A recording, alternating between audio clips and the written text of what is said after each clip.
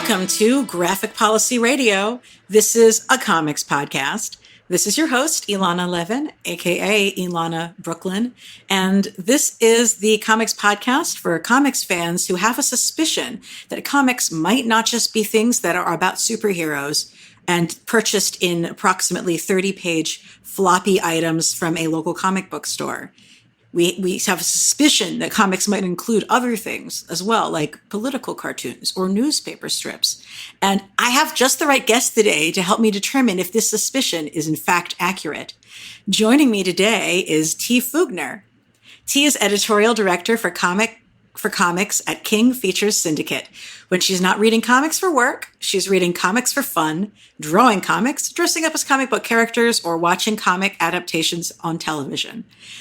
She is also co-coordinator for cosplay at FlameCon, the world's largest LGBTQ Comic Con, which is accepting cosplay applications now at flamecon.org. Welcome back to the show. Hi, Ilana. It's great to be here. So, longtime listeners may remember you because I've had you on a couple times to nerd out about other topics with me. And I've always had in my mind that I need to get you on to actually talk about you and your work at some point. And the whole Emerald City Comic Con getting canceled because of health risks felt like, oh my God, this is the perfect time to go bother T about their work. Aww. So now that's what I'm doing. Well, thank you so much, Ilana. It's really fun to be able to talk about comics outside of those floppies that everybody loves. And it's funny because I grew up really like reading newspaper strips hardcore. My dad is big newspaper strip reader, although very much believes that like he loves the strips or he hates them. And I guess I'm kind of that way. Like I love this one. This one's trash. Like it's either one or the other. Yeah. But didn't grow up in a comic book reading household, and I didn't even quite understand when I finally picked up comics. I didn't even really realize how much the fact that I'd always read comics. Like it just didn't even occur to me that was the thing. Yeah, I think that it's so important to talk about comics as a format rather than a genre.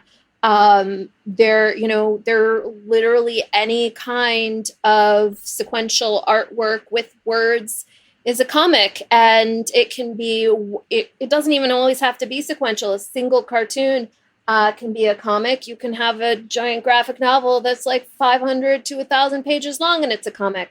There's all kinds of genres. There's all kinds of artistic mediums being used.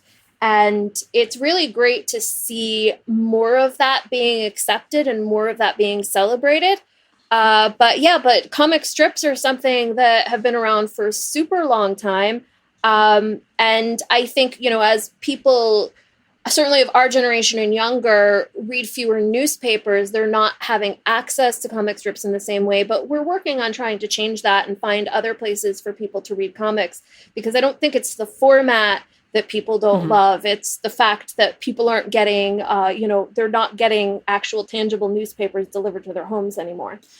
And the thing is, people read so many comics in the form of memes. Oh, yeah. Like those, right? Yeah. One of the things that's really interesting for us is seeing which of our comic strips and comic panels take off as memes, because it's not always the youngest, freshest comics. We syndicate the Lockhorns, which is a comic about a really grouchy middle-aged couple. And it's been going on for a very long time. It was originated by very famous political cartoonist Bill Host. It's now written by his wife, Bunny Host, and her longtime partner, John Reiner. And it gets shared around like crazy. And it's not really the comic that we ever expected to be that kind of like social media viral meme type comic. But for some reason, people love sharing it. So talk to me, what is King Features Syndicate? So King Features Syndicate, we are part of King Features, a larger organization, which is then part of Hearst. But we are the oldest content syndicate. I believe we're the oldest content syndicate in the country. We're a little over 100 years old. Wow. And basically what happened was back during the height of yellow journalism, which is named for a King Features comic, The Yellow Kid. Back during the height of yellow journalism, folks were trying to find ways to get people to buy their papers and not the competing papers in their markets. And one of the best ways to do that was to get the most popular content. So if you could say, I have that comic you love to read, I have that horoscope you love to read, I have that column you love to read, you've heard about this from your cool friends in another city, and you want to read it, it's going to be in my newspaper. And so the way you did that was syndication. You would put together all of the content that your newspaper or your newspaper group, in the case of somebody like Hearst, who owned several newspapers, you'd take all that content and you would call up newspapers in other places and say, hey, we've got this awesome column. It's been really popular in our city. We know that it could help your newspaper. And then that newspaper is actually going to subscribe to that piece of content. The same way that we subscribe to get content delivered to us, a newspaper or a magazine or really any sort of media publisher can subscribe to syndicated content. A lot of websites do now, and publish that content out to their readers. So it's a way of getting more content for your readers when you maybe either can't afford to bring on full-time staff members, or if you know that there's a piece of content that's really popular that's going to appeal to your audience. So that's what we do, is we help create that content, and then we sell that content to subscribers who want to bring that content to their audiences. Gotcha. And with the comics focus, I heard the name King Features Syndicate because I saw it marked in like the little margins at the bottom of, a lot, basically like all the classic comic strips from my local papers. Yeah. So we represent a ton of really classic comics. William Randolph Hearst himself was a huge comics fan, and that meant that he would pay his favorite cartoonist to just come do comics for him. He had Alex Raymond, who did Flash Gordon and Secret Agent X9. He had Hal Foster doing Prince Valiant. He had George Harriman doing Krazy Kat, which is a really fascinating story because Krazy Kat made almost no money. And George Harriman, was just this absolutely brilliant cartoonist who was doing things that were like way ahead of his time. And William Randolph Hearst would just pay him to do it because he loved Krazy Kat so much.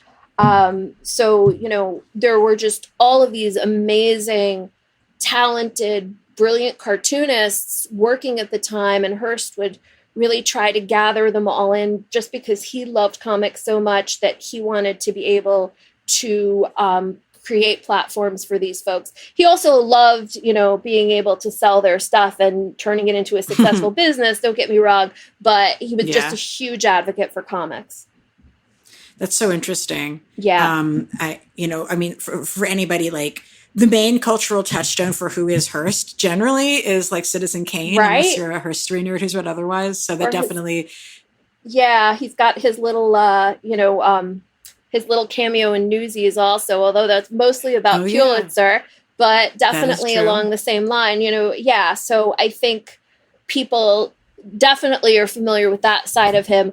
But he was really invested in comics. In fact, up until his death, he insisted on personally approving every comic that King Features did. He wasn't nearly that involved in many of the other parts of the business, but he wanted to meet the cartoonists. He wanted to see what they were working on. The last comic that he actually approved was Beetle Bailey. Mort Walker was the last cartoonist he hired to syndicate with King Features. Wow. Yeah. Well, one of the things that when in preparation for our talking, I went and there's the website that you guys run is Cartoon Kingdom. Is that run by Comics Kingdom? Comics Kingdom. Is that run by King Features? Yes, it's run by King Features.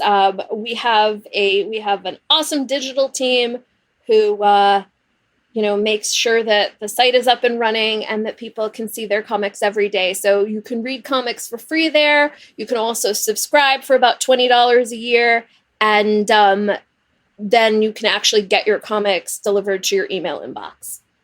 And that's really cool. And with you getting me on board to look at that, I was poking around the vintage section because that was the area that I felt like, if something was a comic in the 90s, like, believe me, I know it. But I wanted to sort of see what was in the vintage piece. And I discovered Secret Agent X9 that you just mentioned earlier. I didn't realize that writer Dashiell Hammett worked on it. Yeah. Dashiell Hammett was the first writer on X9. He didn't write it for very long, but it was like this powerhouse. If you think about some of the collaborations we see on comic books today, it was very similar to that. You had Alex Raymond, who was this superstar artist, and Dashiell Hammett, who is this superstar writer, coming together to collaborate on this super cool precursor to James Bond. What was so interesting to me also is when we think of comics generally from the newspapers that we read, if you're someone roughly my age, which would be a Zennial bordering on Gen X type person, most of the strips in the papers were comedy ones. There was a few soap ones, and the only action strip in the paper for me growing up was the Spider-Man one and Prince Valiant. That was it. Yeah. But the genre is so huge that you have every genre, really. Yeah, we really do. And that's something that's changed over time. I think, a long time ago, 100 years ago, there were comics in all kinds of genres. I think you sort of started to get a lot of action adventure comics happening in the 30s, which is really kind of what gave rise to superhero comics and floppies. You had Mandrake the Magician and the Phantom both came out just a couple years before Batman. Those were two King Features comics, and the Phantom is really the first character who has a superhero costume the way we think of them today. He's the first person, with the underwear on the outside and the tight suit. And a little skull. Yeah. It's awesome. Yeah. Striped underwear. It's cute. I'm into it. Mandrake was really the first crime fighter who had superpowers. He also wears a cape. I mean, he's wearing the whole stage magician costume, so it's a little different.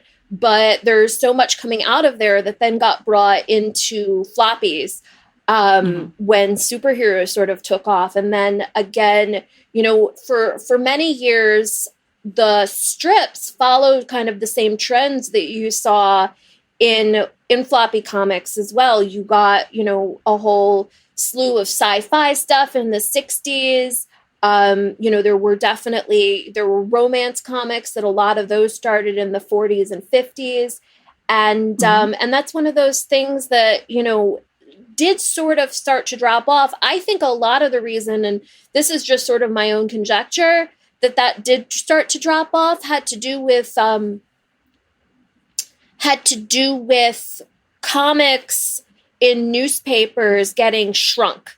So they would get smaller and smaller, and the smaller they get, the harder it is to tell a really good serial story in them, which makes it, I think, more difficult for creators, but also for fans to enjoy them. If you're only getting one exchange of dialogue a day, they're not going to be the most enjoyable thing that you're reading that day. So things that are quick and funny, and you're getting a 4-panel punchline, those things are going to stay really engaging, no matter what size they're being printed in, no matter how many panels, no matter how much space they have.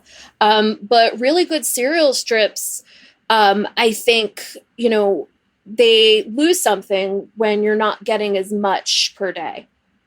I think you're absolutely right. I really do. I remember trying to read Prince Valiant as a kid, and I was like, this art is gorgeous, and I have no idea what the fuck is going on. And one of the things I was thinking about with the website now is that we actually can now read these action strips, more of them all at once, and make them larger on our screen. And like, this might be the way to finally get into some of those older action comics that I thought they looked gorgeous, but I just couldn't follow the stories the way they were done in the paper when I was a kid. Oh, yeah. And I think that makes a lot of sense. I know that I felt the same way. I definitely tried to read. I used to be like, look at Apartment 3G, which King syndicates, and Brenda Starr, which we do not. And I'd be like, these are the grown-up comics. These must be the really mature comics for like older people. And I would really try to read them and I couldn't figure out what was going on. And now, oh my gosh, like I went back and read a whole bunch of Apartment 3G from the 1970s when I first started working at King Features. And it's amazing. I mean, forget the fact that at the time it was also like incredibly stylish.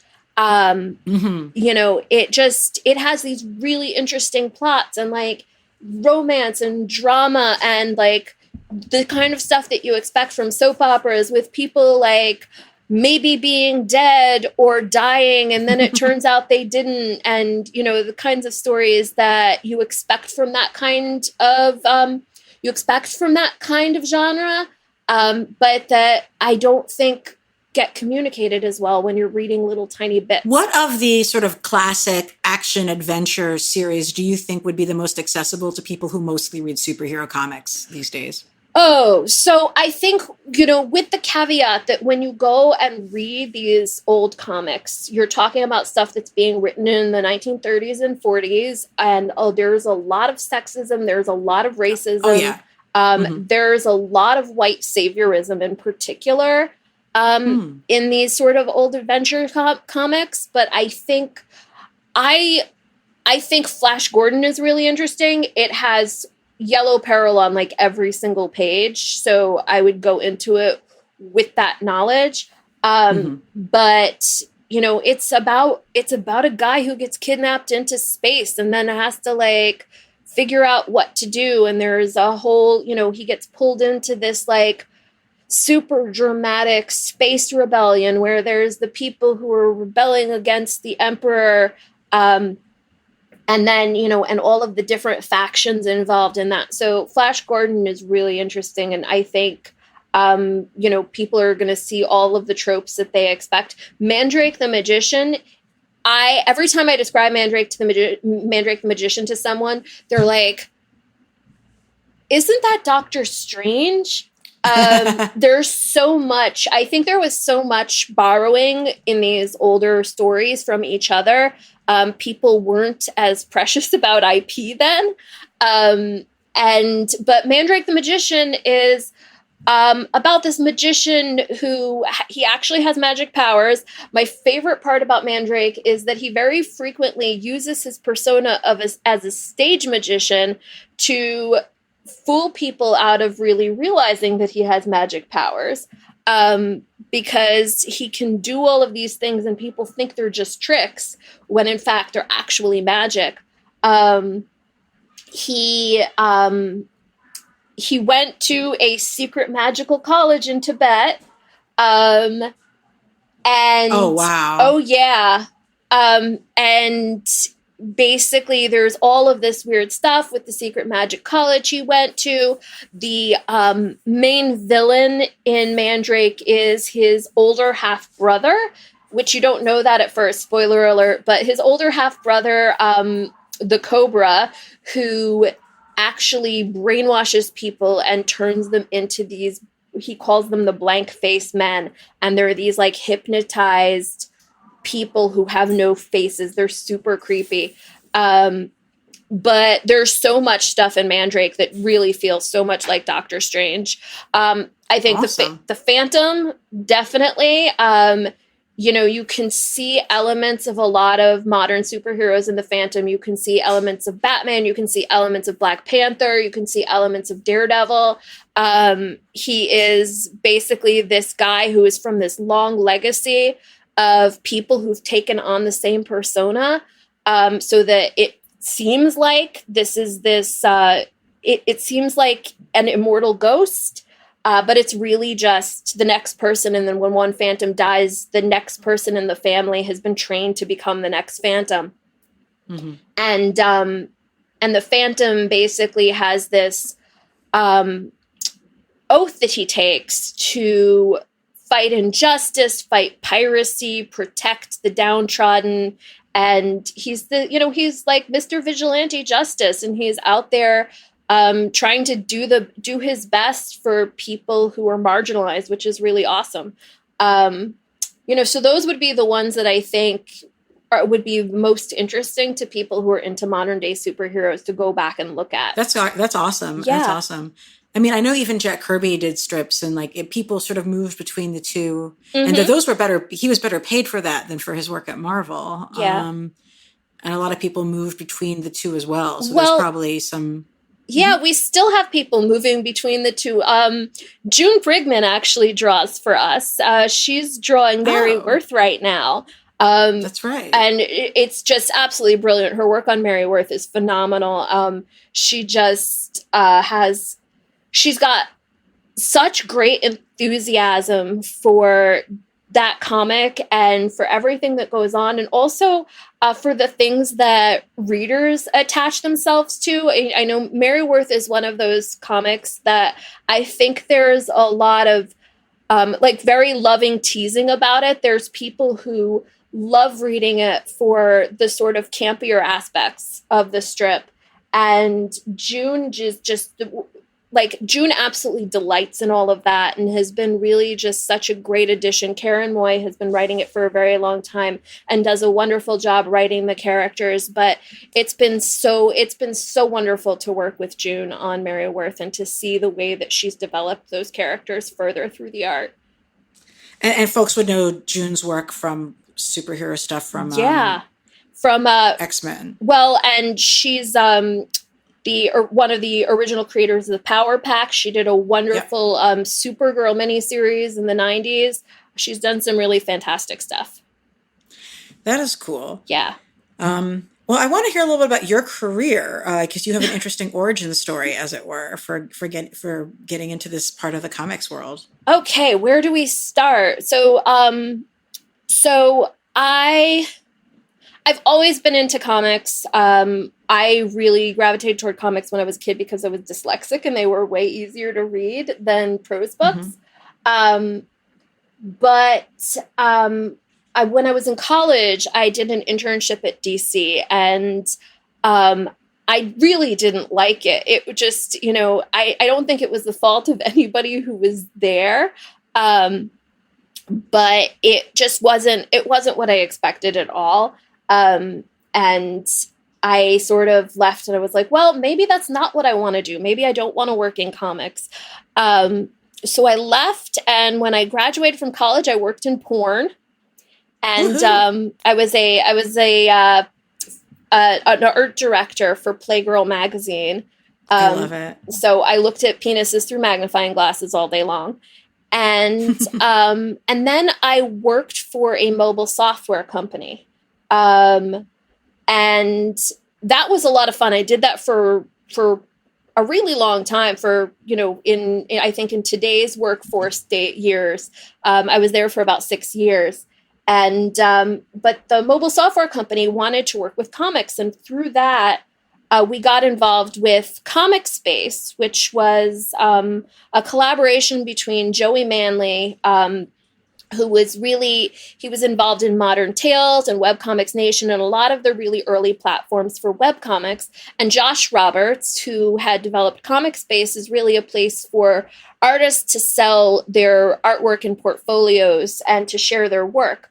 And so I got involved with that. I worked with them for a while. And then one day I got a phone call from someone I didn't know. And I usually didn't pick up the phone for numbers I didn't recognize. I don't remember why I did. I think I was expecting a different call, but it was the person who was my boss for a very long time at King Features, who he called and he said, I don't know if you know who I am. I'm the comics editor at King Features. I've been looking to hire someone, and I've been asking around, and everyone I've talked to has recommended you. So, which was really flattering. So I went in for an interview at King Features and started working there. I started as an associate editor, I did submissions for a really, really long time, in addition to some other stuff.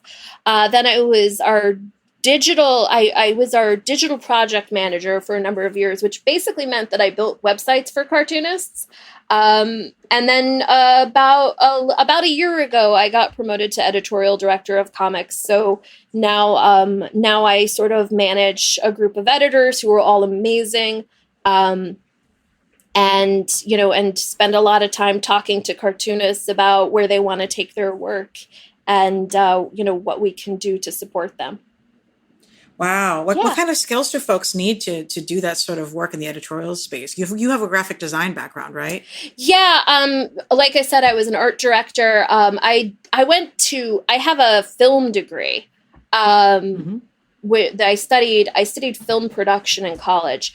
I would say that really the most important things for a job like this are really having really strong reading and writing skills, and that includes comics literacy. I think that that's something that people don't always think about, the importance of literacy when it comes to comics and the importance of understanding the visual vocabulary of comics.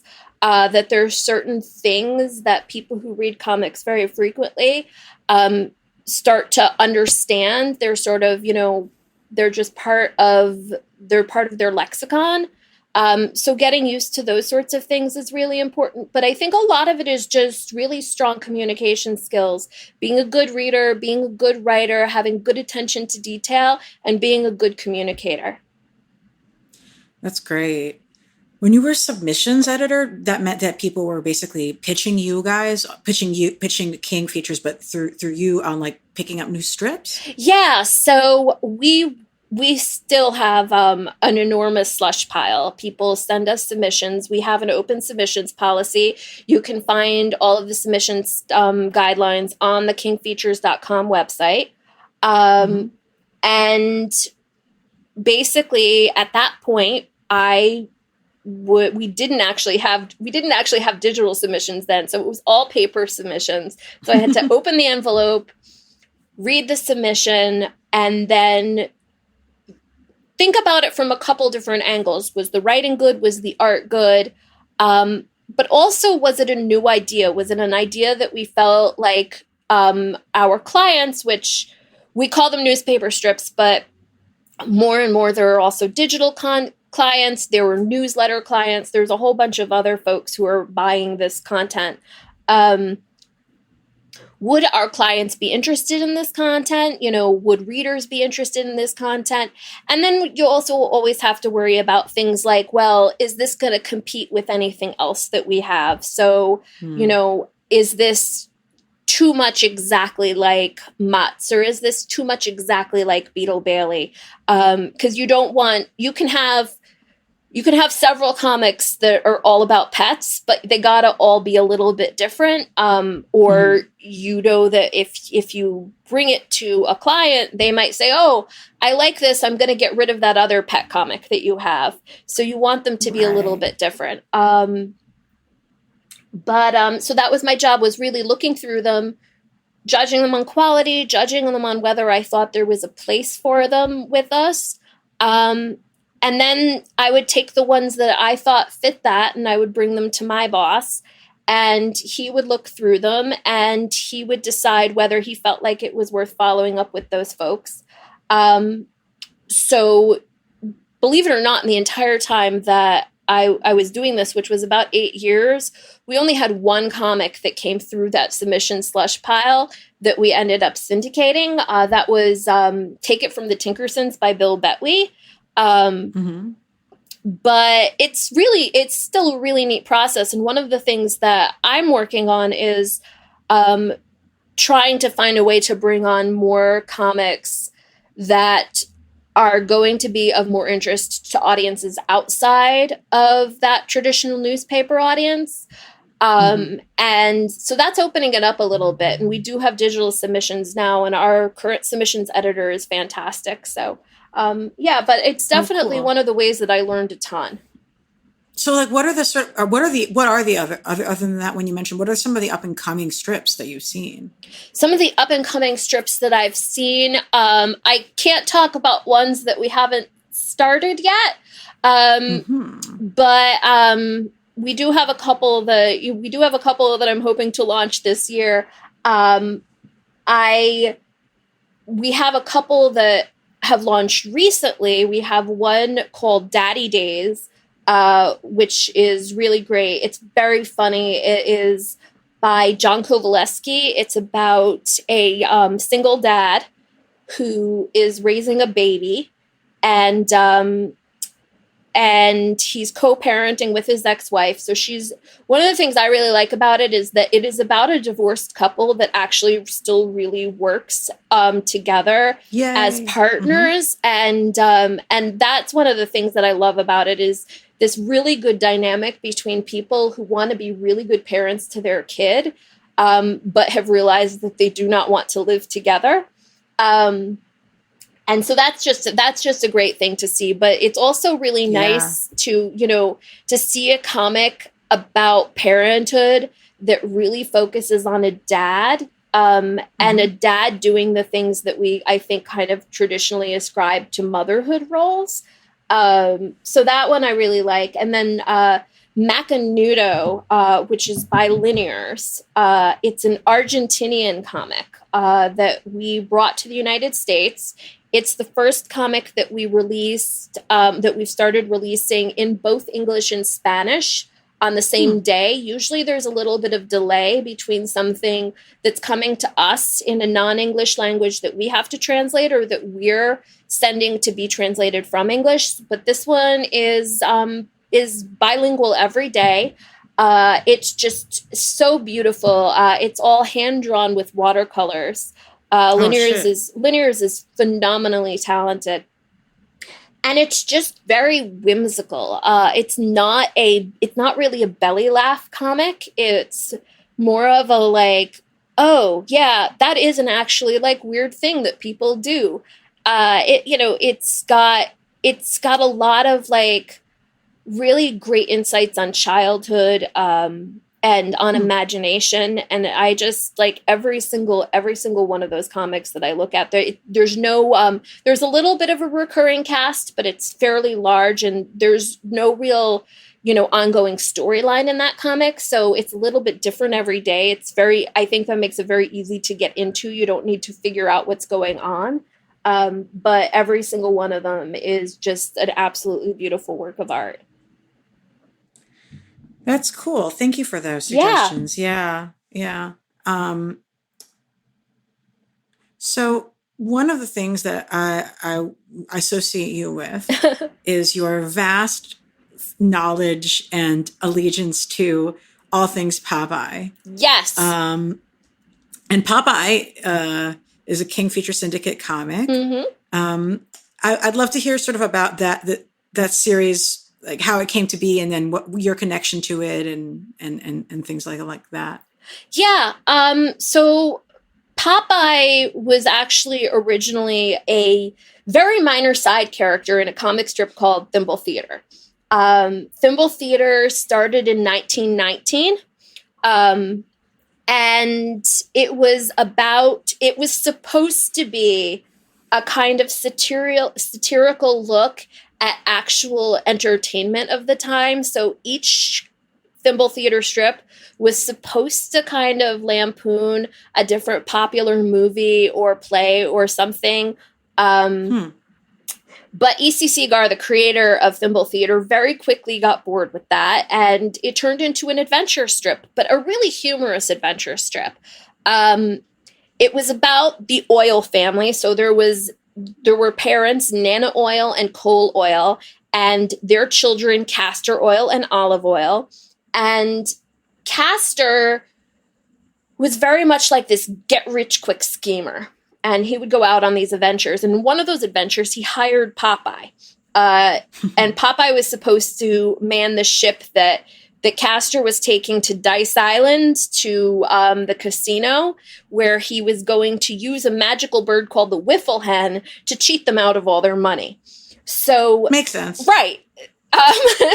So it's actually one of those things that's awesome because we don't represent them for comics, but we represent Cuphead for licensing, and of course, there's so much of these old comics inspired the premise of Cuphead, and that casino heist is very much part of that. So Popeye was only supposed to be in this one story. Story ended.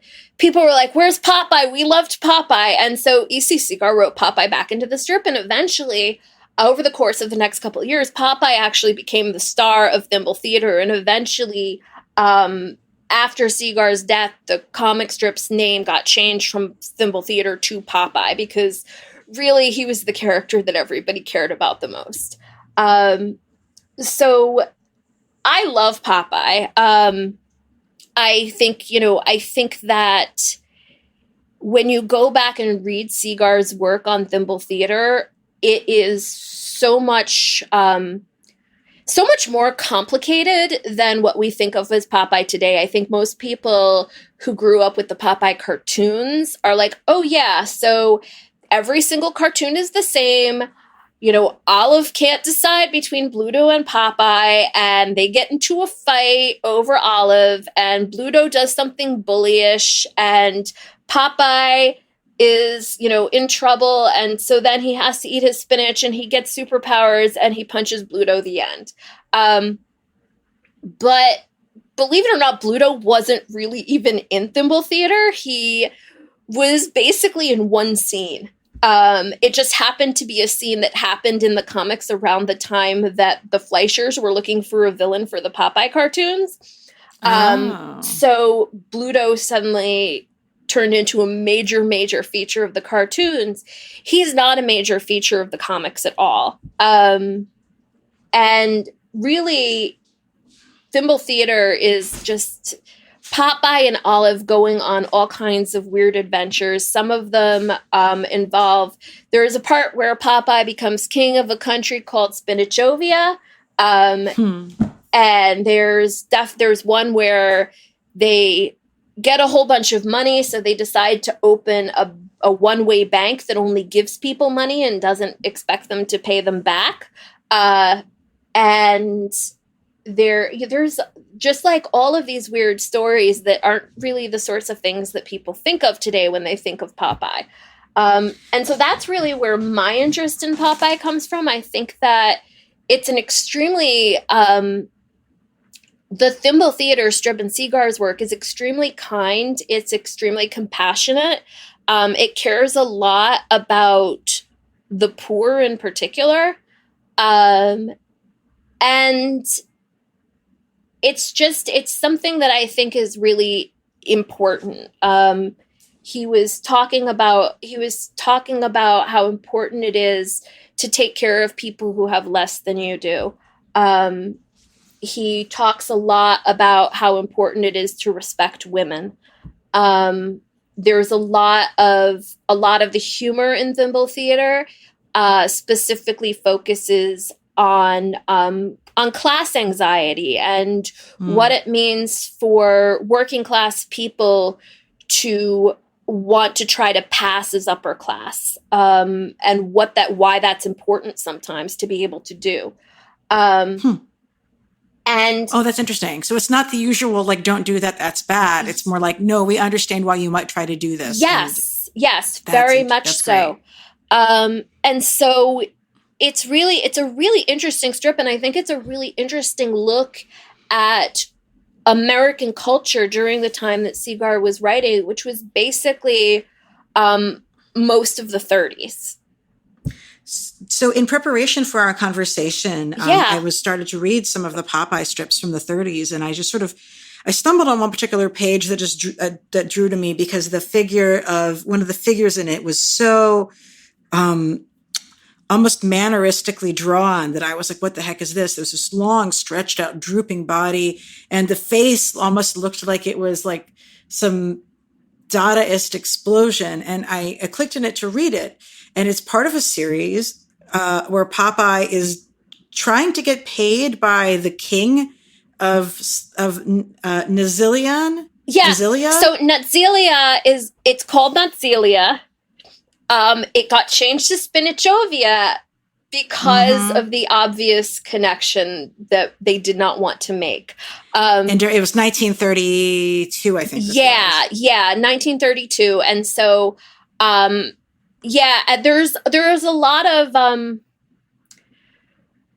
there's a lot of controversy and different opinions about whether Nutzelia was named Nutzelia on purpose, and or whether it was just a funny name that then Seagar had to change later because it sounded too much like Nazis.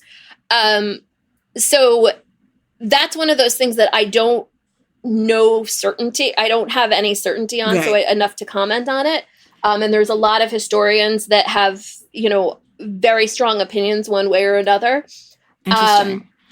But yeah, there's this whole, there's quite a lot in Popeye where Popeye meets the people of Nutzelia and eventually becomes king there, and then stops being king.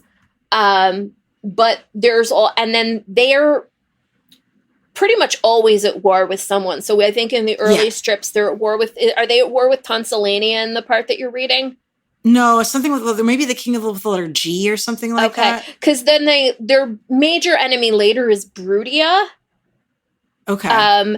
But yeah, they're constantly at war with someone, and they're always trying to undermine each other. And people overthrow the king, and then the king overthrows them. But they're just kind of a mess.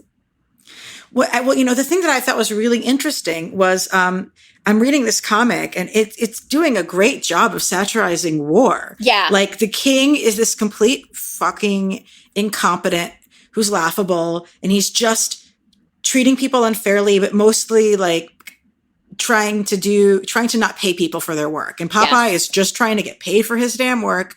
It's just excellent satire. And what was so striking to me was like, in like any other war situation, I would have been like, yeah, fuck the king. They're just trying to make you go to war because that's part of how they want to make money. And there was some interesting stuff that sort of sounded like there was like actual economic policy being discussed in this comic piece of it. There was like humor around like inflation and are they talking and about the fact that money isn't backed by gold? The Pizzozis, that's the part I'm yes, yeah, no, because they have this money called Pizzozis, and they offer Popeye some like insane number of Pizzozzi, and he's like, great, I'm going to be rich. And then he finds out that like a Pizzozzi, like I don't remember the exact number. I'm not looking at them right now, but it's something like 5 million Pizzozzis equals $1. So he basically gets screwed. And it was the whole thing. It was just like, it was way more political with a capital P than I was expecting. But what struck me was like, if this was any other war other than World War II, where I'm like, please US, please get involved so that my family isn't literally all murdered by Nazis. I would be like, yeah, man, right on. You tell them that shit's bullshit. But in that one context, I'm like, oh, that's 32. It was so funny though, because like I was like, oh, I wonder what year. I kind of put in my head, I should have realized it had to be World War II, not World War I or anything. But I was just like, oh, fuck. Well, and in 1932, a really interesting thing happens in that whole Nutzelia plot, which is I think his name is Bunzo, the general of Nutzelia. Decide, and I might be there's so many characters with weird names, I sometimes get them mixed up. But the general of Nutzelia stages a military coup right after Hitler did the same thing in Germany. Shit. Yeah. Wow. So, and I mean, obviously, I think it's like, it's really important to, to recognize Seagar was Jewish. He wasn't necessarily tasked with writing a political comic. There were other people who were doing amazing political cartoons at the time, but there's a lot of politics in Popeye. There's a lot of really, I think, really thoughtful commentary on socialism in Popeye. And there's Thimble Theater. And there's some other, like, there's actually times when Popeye's the bad guy, when we're talking about things like getting paid. there's this amazing story arc where he inherits a newspaper, and the newspaper's not doing well. So he's like, oh, well, you know how you get people to read more newspapers is you hire a cartoonist. And he hires this cartoonist.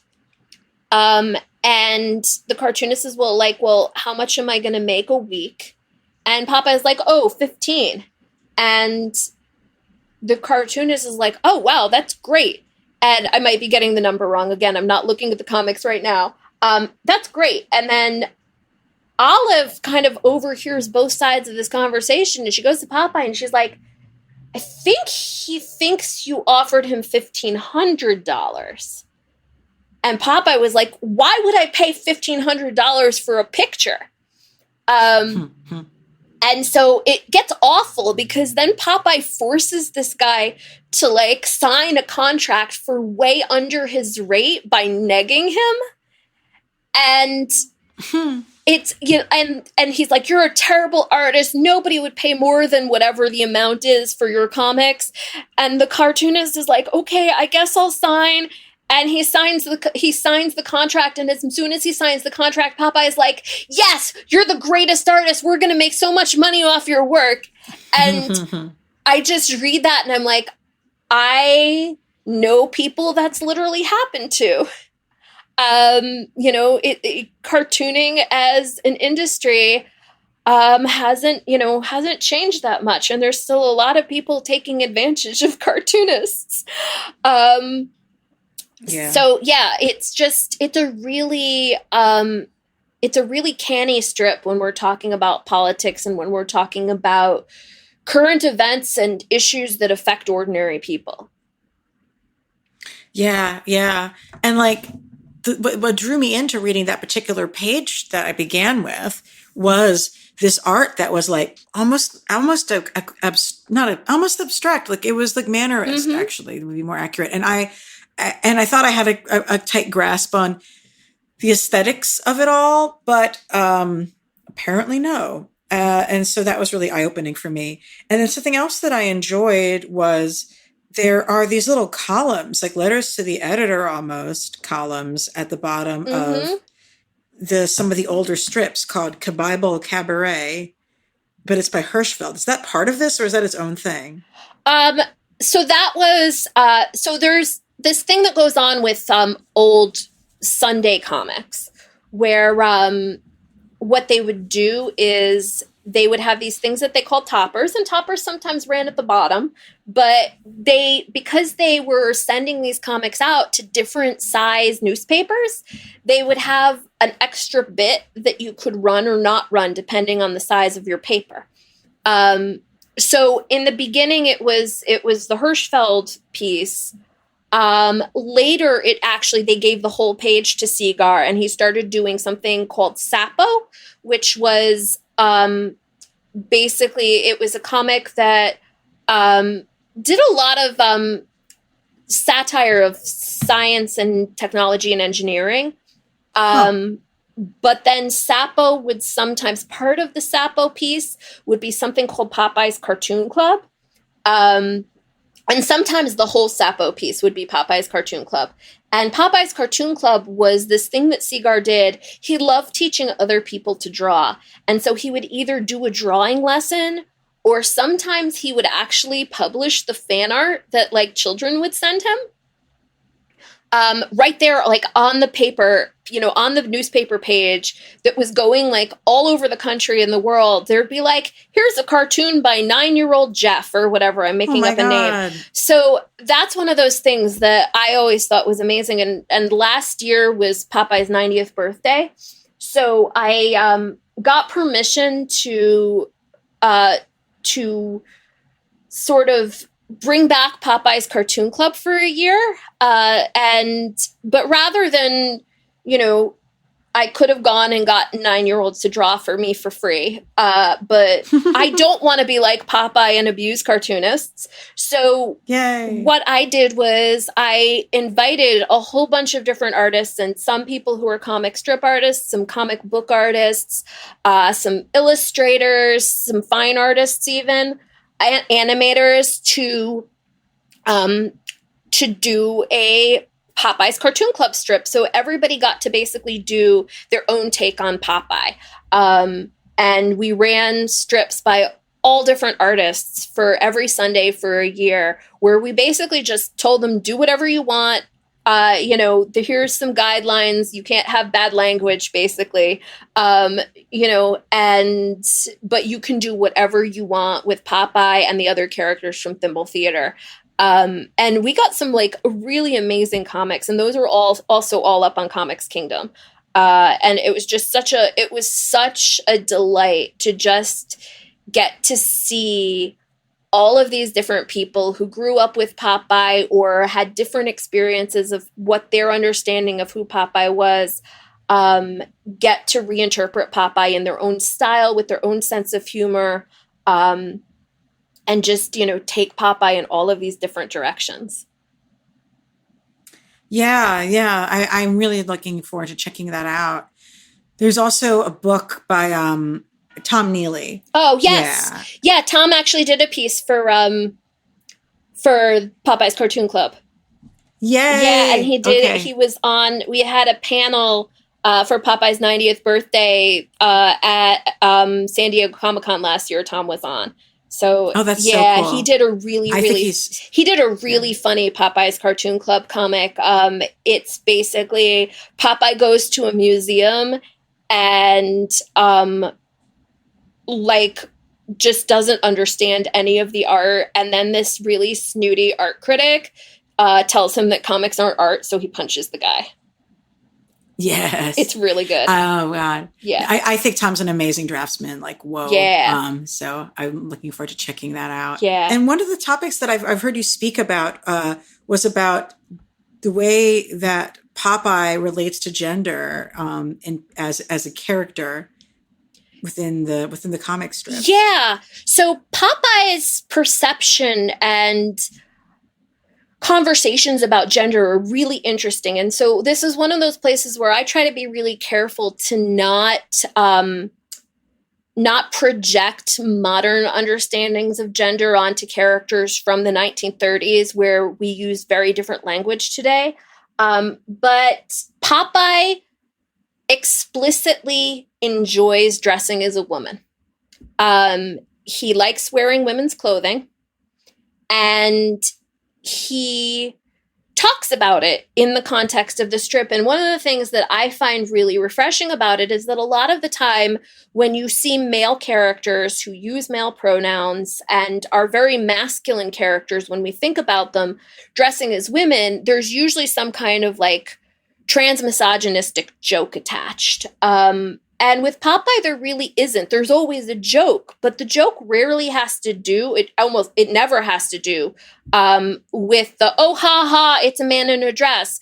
It's usually about the other male characters' perceptions of Popeye in a dress.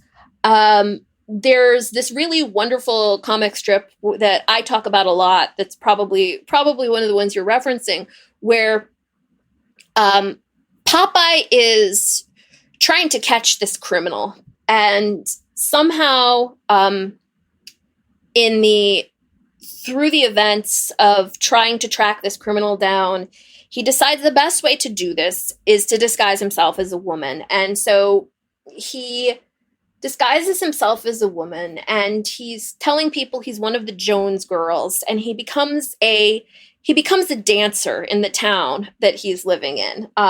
So he's like a bar girl dancer. And everybody's like very impressed with his dancer and this criminal, with his dancing. And this criminal decides that he wants to marry Popeye.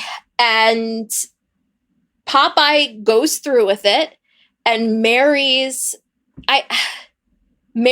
this guy.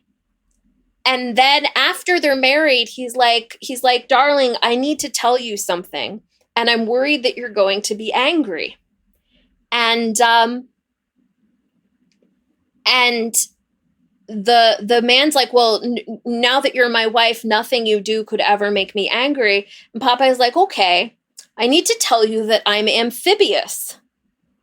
And the criminal guy is just like, amphibious, what does that mean? And Popeye's like, it means that I dress like a man and a woman. I'm Popeye the Sailor Man. And I think it's actually I'm Popeye the Sailor, not I say the man part because that's the song. I'm Popeye the Sailor. And it's this fantastic moment because he's just very frank. I think now we would say I present as a man or a woman, but he's like, I dress as a man or a woman. And it's just so nice to see that sort of thing and to go back to the 1930s and see that sort of thing in a comic.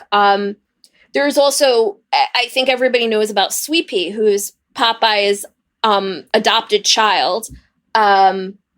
Sweet Pea arrived in a box one day, and Popeye was so delighted that there was this baby in a box. And Popeye was like, oh my gosh, I always wanted a baby. And Popeye takes parenting really, really seriously. But it's pretty important to notice that most of the time when Popeye refers to himself as a parent, he calls himself a mother. And he talks about parenting Sweet Pea as a mother. And there's one comic strip where he's talking about being a mother to Sweet Pea to a woman who also has a baby. And the woman gets real weird at him. And he's like, oh my gosh. He's like, I don't remember exactly what he says, but he's like, sometimes I'm so concerned about being a mother that I forget that I'm the male sex. And it's just, again, this perception of gender that, we rarely see today, that's being illustrated in a comic that's being written in the 1930s and is being illustrated in the context of a character that I think we think of as a very masculine character.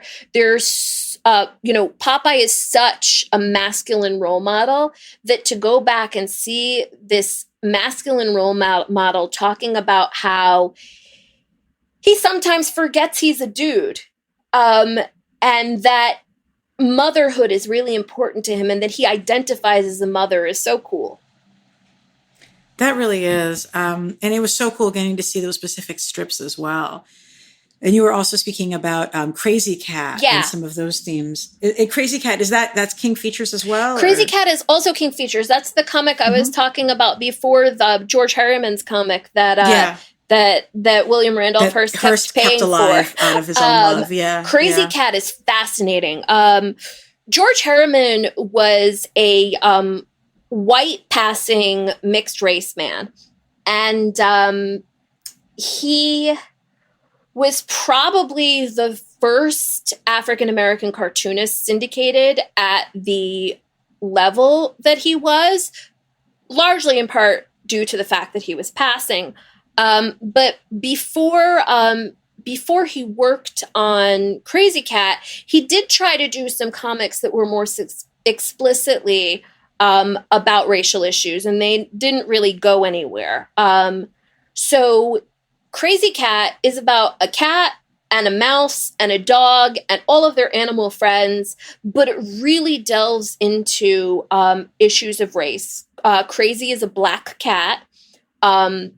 There's a lot in Krazy Kat about Krazy wishing that they were a white cat, sometimes trying to pass as a white cat, and a lot of other ways that race comes into the strip in fairly subtle ways that I feel like, Harriman was able to get away with because racist readers might not have noticed them. But the other really cool thing about Krazy Kat is that George Harriman was very adamant that Krazy didn't have a gender.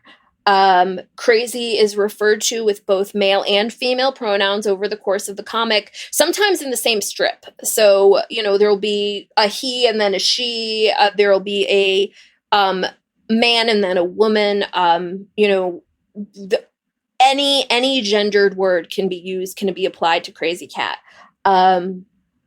And Harriman spoke about this publicly, that it was very important to him that Krazy did not have a gender. Krazy now, I think a lot of people think of Krazy as female, because one of the things, so Krazy is in love with Ignatz, who is a male mouse. And when they started making Krazy Kat cartoons in the 50s, they were like, well, we can't use male pronouns for Krazy because then it'll look gay. Because we can't have a male cat in love with a male mouse. So they started using female pronouns for Krazy. But Krazy was really envisioned by Harriman to be a character who truly had no gender. That's so cool. Yeah. I mean, it's interesting if he felt that way, maybe because of his experience sort of being outside of the boundaries of how people understood race at the time. Yeah, I think that there's a lot that overlaps in terms of passing narratives. There are a lot of Krazy Kat strips that are about Krazy not really knowing how to fit in different situations. There's a really great comic strip where Krazy tries to go, and I forget what order it's in, but gets told to go to the ladies' smoking room, and then gets to the ladies' smoking room and is told, no, you can't go in here. You have to go to the men's smoking room. And I think there's a lot of that, a lot of those feelings of not belonging that aren't just, that don't just apply to gender, and certainly apply to race as well. I mean, I'm white, and so there's parts of that where I hesitate to overanalyze because I don't want to be projecting my experience onto someone else's experience. But definitely I think there's a lot of overlap to be seen. Well, thank you again for coming on the show. I love talking with you about comics, like just thank you so much. Yeah, thank you for having me. I'm absolutely delighted to talk about these things. I think there's such a wealth of really valuable and important classic comic strips, going back over a century now. And, I think that there's so many cool things that people should know about and would probably love to read if they did know about them. Well, thank you for those reading tips. It's definitely going to give me a good starting point. And I'm also going to take a look at the X9 stuff too, because I'm a big Dashiell Hammett fan. Fantastic.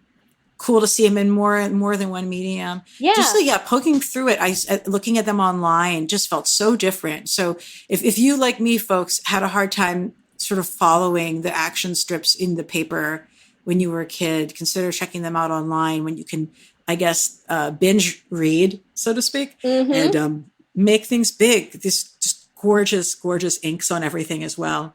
So T, where can our listeners find your work on the internet? So you can find me at Teaberry Blue. That's tea like the drink, berry like the fruit, blue like the color. Everywhere except for Facebook, because I got deleted on Facebook because I'm non-binary and don't use my legal name. Such bullshit. Yeah. Hopefully they'll fix it. Actually, I have a lead I'm following up with on that. But so thank you, T, for joining us again. Thank you, listeners. Graphic Policy Radio, we rely on folks like our listeners to review us and share and promote the show.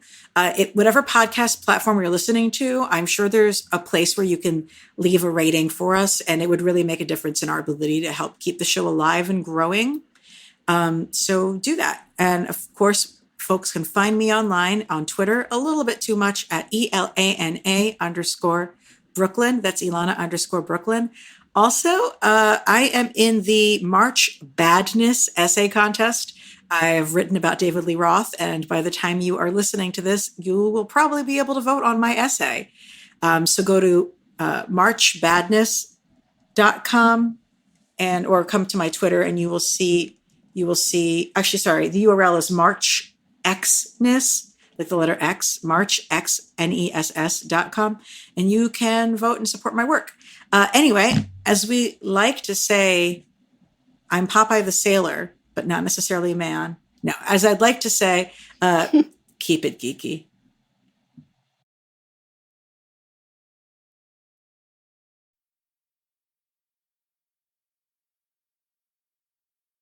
Hey, thanks for watching the previous video from Graphic Policy Television. Just by watching, you help support our site. Thank you so much. Now, if you're watching these videos, you probably care about geeky things like movies, television, comic books, toys, games, video games.